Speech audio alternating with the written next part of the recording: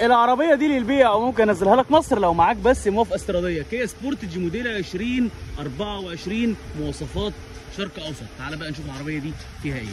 عندك الحساسات الاماميه، عندك الاضاءه فول LED، عندك الجنوط السبور التو تون، عندك الغمازات، وعندك البصمه الخارجيه، الازاز الخلفي والجانبي للعربيه بيكون فاميه، طبعا الكاميرا الخلفيه والحساسات الخلفيه. ادي حجم العربيه.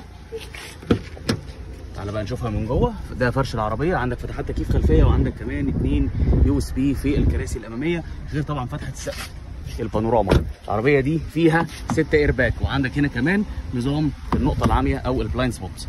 عندك الكراسي الاماميه بتكون كهرباء وفيها دعم للقطنيه، دي فرامل اليد الكهرباء، وعندك شاشه العدادات، وعندك كمان الشاشه الديجيتال بالكاميرا الخلفيه، تكييف الدول زون. عندك كمان هنا الشاحن الوايرلس، سخانات الكراسي اللي قدام وسخانات الطاره، وكمان العربيه بتدور بالمفتاح، ودي مساعد النزول من المرتفعات والاوتو هولد والستارت ستوب. طيب العربيه دي اجيبها لك لحد مينا السويس في مصر بكام؟